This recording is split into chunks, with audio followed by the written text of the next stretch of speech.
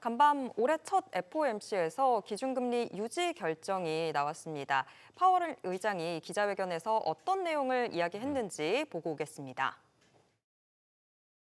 The point of independence is not to protect policymakers or anything like that. It just is that every advanced economy democracy in the world has come around to this common practice. And I think if you lose that, it's first of all, it will be hard to restore the credibility of the institution. And we haven't lost it. I don't believe we will. I certainly hope we won't. But it's very important. And the reason it's important is that it's enabled central banks generally not to be perfect, but to serve the public well. 독립성 이야기도 있었는데, 근데 FOMC 후에 나온 이 결정문에서 고용 하방 리스크 문구를 삭제하는데 여기에 시장이 주목하고 있는 것 같습니다. 네, 맞습니다. 거기에 이제 빅테크 중 세 곳의 실적이 발표된 가운데 매출 성장률과 가이던스 등 핵심 지표를 이제 해석해서 투자 노하우 확인해 보도록 하겠습니다. 하나증권 이재만 리서치센터 글로벌 투자 분석실장 함께하도록 하겠습니다. 어서 오세요. 안녕하세요. 네, FOMC 이야기부터 먼저 좀 해볼까요? 금리를 유지하는 건 많이들 예상을 했었는데 경기 활동을 완만한에서 견조한 속도 이렇게 좀 수정을 한 것 같더라고요. 어떻게 보셨어요? 네, 완만하다는 의미 자체 그리고 견조하다는 의미 자체가 미국의 경제가 성장하고 있다는 걸 공통적으로 의미하는 것 같습니다. 물론 이제 성장의 축이 과거에는 미국이 소비였다라고 하게 되면 잘 아시는 것처럼 지금은 빅테크라든가 이런 기업들을 중심으로 해서 AI에 관련된 투자들, 그래서 민간 투자 부분이 굉장히 활성화되고 있고 좋아지고 있음 자체가 경기를 끌어올리는데 상당히 긍정적인 영향을 줬던 부분들을 좀 시사하는 점이 아닌가 생각 가지고 있습니다. 거기에 대해서는 아마 고용을 좀 그래도 낫배드하게 바라보는 상황이 좀 만들어져서인 것 같은데요. 이거에 대해서는 어떻게 좀 생각을 하시나요? 아무래도 이제 고용 시장 자체는 어떻게 보게 되면 양날의 칼인 것 같습니다. 예를 들면 흔히 얘기하는 AI의 투자 확대 이런 것들은 고용 시장의 고용 확대 이런 쪽으로도 의미로도 해석이 가능하겠습니다만 결과적으로 AI의 도입과 이런 부분들은 기업들의 생산성의 증진 이런 것들로 이어지는 과정에서 오히려 고용을 예전보다 덜 할 수 있다라는 우려도 장기적으로는 좀 분명히 갖고 있는 것 같습니다. 단기적인 상황에서야 고용 시장이 좀 더 나아질 수 있고 미국이 개선될 수 있다는 여지는 충분히 갖고는 있습니다만 중장기적으로는 AI의 너무나 활성화된 이런 것들이 좀 고용 시장의 성장을 좀 제약할 가능성도 있다는 거는 장기적인 관점에서 좀 생각해 보실 필요 있는 내용인 것 같습니다. 그 고용과 금리 인하의 연관성은 계속 갈 것 같으신가요? 근데 연준이 갖고 있는 두 개의 축은 실업률하고 물가이기 때문에 그 축 자체가 변하지 않는다라고 하게 되면 고용 시장의 중요성은 여전히 굉장히 높지 않을까라는 생각은 가지고 있습니다. 그 물가 부분은 관세로 인한 물가 부분은 좀 일시적이다 이런 식으로 좀 이야기가 나왔던 것 같은데 그 부분도 동의하시나요? 아무래도 이제 물가를 평가를 할 때 미국의 물가 지수를 무엇이 구성하고 있느냐가 중요한 것 같습니다. 우선 너무 잘 아시는 것처럼 유가의 영향력이 굉장히 큰 부분이 하나 있고 근데 최근에 유가가 그렇게 많이 올라간 모습은 아닌 것 같습니다. 그래서 아마 그 부분들 자체가 좀 물가 상승의 압박 이런 것들을 좀 제한하는 것 같고요. 그리고 가장 비중이 큰 거는 주택 가격입니다. 임대료 이런 부분들이 많이 차지를 하고 있는데 물론 이제 장기적으로의 영향을 받을 수 있는 내용들은 있겠습니다만 단기적으로 최근에 미국의 주택 가격이라든가 이런 게 반전하지는 못하고 있기 때문에 이런 부분들 자체가 약간의 물가의 상승 압력 자체를 좀 제한할 수 있는 요인들은 되는 것 같습니다. 관세에 대한 불확실성은 계속 지속될 수밖에 없기 때문에 특별하게 새로운 이슈는 아니라고 생각하시고 있습니다. 알겠습니다. 그리고 이번에 금리 유지에 반대했던 두 명의 인물이 있었죠. 월러 이사와 스티븐 미란. 이 두 분이 계속해서 금리 인하에 대한 강력한 의견을 내비치고는 있는데 그러니까 속내가 있다고 좀 보십니까? 네, 아무래도 이제 차기 연준 의장으로 거론이 많이 되고 있는 측면들이 좀 있기 때문에 아마 그런 것들을 조금 시장에서 의식을 좀 많이 하는 것 같습니다. 근데 금리의 결정 자체는 한 국가가 갖고 있는 성장률과 한 국가가 갖고 있는 실업률 그리고 한 국가가 갖고 있는 물가를 통해서 결정하는 거기 때문에 정치적인 이슈로 너무 해석하실 필요는 네. 없지 않을까. 그러니까 그 이사들의 의견들 자체가 금리를 내려야 된다는 본인의 생각들을 분명히 얘기할 수 있는 측면들과 부분을 갖고 있다라고 생각하고 있습니다. 정치적으로 해석은 좀 자제하라라고 이야기를 해주셨는데, 근데 그래도 궁금한 게 파월 임기 내에는 지금 금리 인하는 거의 없을 거다라는 쪽으로 굳어지는데 혹시 파월이 금리를 인상하는 시나리오도 나타날 수 있을까요? 근데 그거는 굉장히 좀 가능성이 그렇게 높아 보이진 않는다라고 생각을 가지고 있습니다. 여전히 조금 미국의 주택 가격에 대한 부진 그리고 물가의 잠재적인 상승 압력 이런 것들을 좀 갖고는 있기 때문에 갑자기 금리 인상 기조로 좀 트는 건 어렵고요. 경험상 금리를 만약에 동결을 한다 하더라도 대략 한 1년 정도의 시간을 두고 경기 상황을 보면서 금리를 인상을 결정하기 때문에 그렇게 성급한 결정을 내리진 않을 거라고 보고 있습니다. 알겠습니다. 자, FOMC에 대한 리뷰 한번 해봤고요. 실적 리뷰도 계속해서 해보도록 하겠습니다. 마이크로소프트 실적 나왔습니다. 여기가 뭐 이제 EPS라든지 뭐 숫자로 찍히는 거에 대해서 실망적인 건 없었습니다. 근데 왜 마이크로소프트는 지금 애프터마켓에서 무려 6%나 지금 빠지고 있는 걸까요? 근데 이게 기업별로 좀 해석하는 방법이 좀 다를 수는 있습니다. 우선 우리가 생각하는 기본적인 M7 기업들은 어닝 서프라이즈는 그냥 기본입니다. 이게 워낙에 기대치도 높고 그 기대치를 충족하지 못하면 여태까지 올라갔던 주가 상승 부분에 대한 설명력이 약해지기 때문에 서프라이즈는 기본입니다. 근데 마이크로소프트 같은 경우가 갖고 있는 약간 단점이라고 얘기를 드릴 수 있는 게 뭐냐면 최근에 굉장히 반도체 가격이라든가 이런 것들이 많이 올라갔기 때문에 결국 이런 것들이 소프트웨어 가격의 상승 이런 것들로 이어질 수밖에 없는데 과연 소프트웨어 기업이 그거를 다른 쪽에게 전가할 수 있느냐, 즉 소비자에게 전가할 수 있느냐에 대한 문제가 좀 생기기 때문에 약간 이런 부분들에 대한 의구심들, 이런 부분들에 대한 퀘스천 마크가 좀 붙지 않았나라는 생각을 갖고 있고 특별하게 뭐 AI에 대한 추가적인 투자의 의미 이런 것들을 아주 구체적으로는 좀 내놓지를 못했다는 점 이런 것들도 좀 리스크로 좀 작용을 했던 부분들을 갖고 있는 것 같습니다.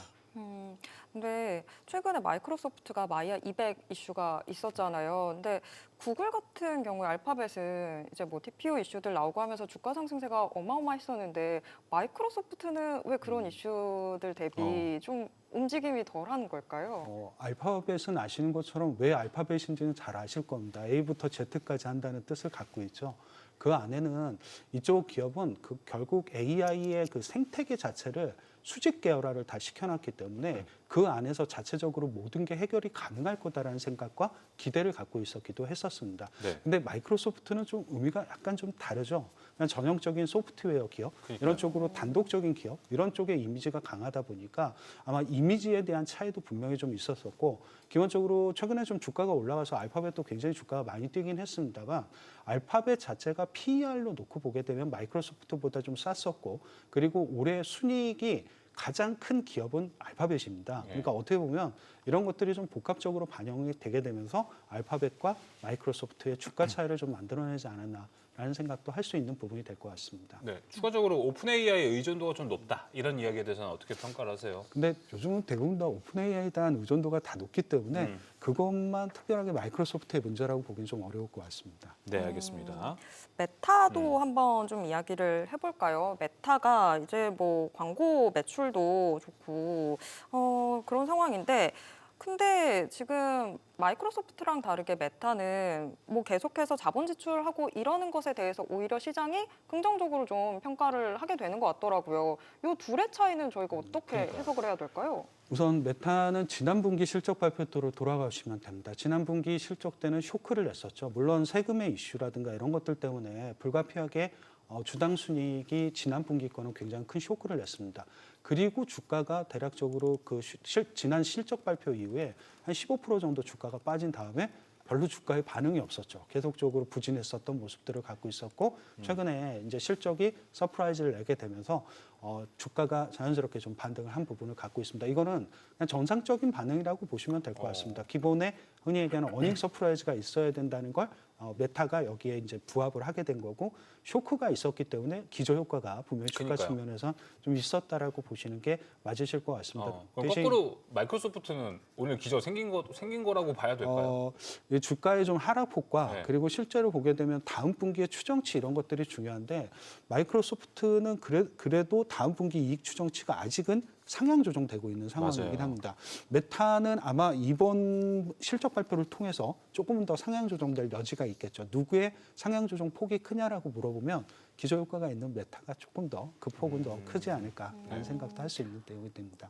뭔가 수익성 측면에서도 메타를 더 긍정적으로 보시나요? 최근에 번스타인도 네. 보면 메타가 여태까지는 좀 AI에 있어서 실망스러웠지만 이제 수익성을 입증해야 되는 측면에서는 메타가 좀 긍정적으로 보인다라는 의견도 있었는데 어떻게 보실까요? 기본적으로 마이크로소프트 같은 경우는 굉장히 원래 영업이익률이 높은 기업입니다. 기본적으로. 네. 그렇기 때문에 이게 추가적으로 더 높아지기가 조금 상승 여력이 쉽지 않다는 생각을 할 수는 있는데 메타는 지난 분기 또는 작년 2025년 이런 때를 생각을 해보게 되면 이게 영업이익률이 많이 좀 떨어지기도 했었습니다. 조금 부진했었던 측면들을 갖고 있는데 만약에 그것도 기저효과라고 하게 되면 올해의 상승폭은 누구가 크냐라고 물어보게 되면 메타가 될 가능성이 높고 그리고 메타가 기존에 투자했던 금액들이 굉장히 많기 때문에 이걸 이제 수익화시키는 과정으로 진짜 올해 진입을 하게 된다면 상대적으로 수익률, 주가 수익률 측면에서 상당히 유리할 수 있는 건 맞다라고 볼 수도 있는 내용이 될 것 같습니다. 네, 알겠습니다.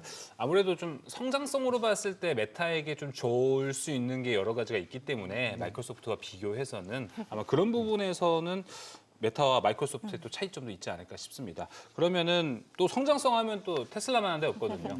네, 테슬라 가보도록 하겠습니다. 여기도 오늘 실적 발표했는데 여기도 EPS는 또 시장 기대치를 또 상회하는 모습 보여줬습니다. 기본이 어닝 서프라이즈 이야기를 좀 해주셨는데요. 테슬라는 근데 뭐 이제 여러 가지 좀 이야기들이 나왔습니다. 뭐 전기차 판매가 줄어들었다, 뭐 BY 때문에 또 있다, 뭐 이런 얘기가 있었는데 전반적으로 좀 어떻게 보셨습니까? 근데 이제 테슬라의 실적 자체만 놓고 보게 되면 아주 굉장히 호실적이었다라고 평가하기는 좀 어려울 수 있는 부분들이 있습니다. 그리고 지금부터는 테슬라의 실적을 바라볼 때 전기차가 몇 대 더 팔렸냐라는 게 아주 큰 의미가 있을 수 있는지는 잘 모르겠습니다. 네. 왜냐하면 테슬라는 새로운 성장주로 이제 도약하는 단계고 그게 자율주행 자동차 이런 쪽으로 넘어가는 단계 이런 쪽에서 바라보는 관점들이 있기 때문에 지금의 전기차의 판매량 그게 몇 대냐 매출이 얼마나 늘었냐 이런 것들은 아주 큰 부각의 쟁점은 아니라고 생각을 가지고 있습니다.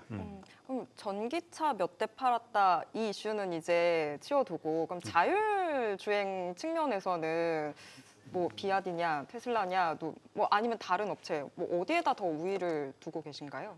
개인적으로 자율주행 차를 타본 적은 없어가지고 어떤 게 더 좋은지는 모르겠습니다. 근데 다만 좀 생각을 해보는 게 워낙에 양쪽 기업이 선두주자는 맞는 것 같습니다. 비아디도 꽤 하나요? 네, 그래서 제 생각에는 약간 생각을 하실 때 조금 흔히 얘기하는 조금 더 앞서 나갈 수 있고 선점할 수 있는 기업 이런 것들이 훨씬 더 좋다라고 생각을 하시면 테슬라가 기본적으로 전기차에 대한 선점 효과 이런 것들이 굉장히 강했던 기업이고 한 번은 해봤었던 기업이기 때문에 지금 얘기 나오고 있는 흔히 얘기하는 자율주행 자동차에 또는 택시에 이런 것들의 양산 가능성을 좀 생각해 보시면 조금 더 테슬라의 속도감이라든가 이런 쪽들이 더 빠를 수도 있다는 생각은 좀 해보실 수 있는 내용이 될 것 같습니다. 그리고 테슬라가 갖고 있는 아까 메타랑 비슷한 장점이 뭐냐면 기저효과입니다. 그러니까 작년에 별로 좋지 못했었던 매출 이런 부분들이 올해는 조금만 좋아져도 증가율이 굉장히 높게 나올 수 있다는 측면도 한 번쯤은 주가 측면에서 좀 활용을 해보실 수 있는 내용은 될 것 같습니다.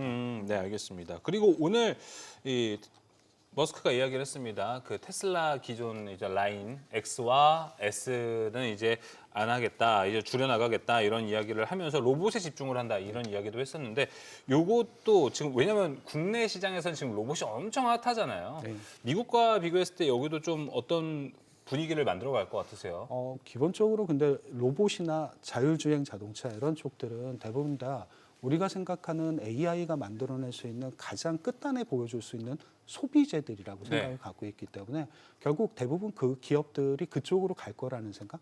그래서 그런 것들을 발표하고 앞으로 이게 어떻게 순차적으로 진행이 될 거고 할 거라는 얘기는 굉장히 기업 측면에서는 좀 중요했던 얘기인 것 같습니다. 아마 그런 것들이 조금 더 뭐 실적을 당장 일으키지는 않겠습니다만 가시성 높은 성장주로서의 평가를 받는 데는 상당히 좀 긍정적인 영향을 줄 거다라고 평가를 할 수 있는 내용은 될 것 같습니다.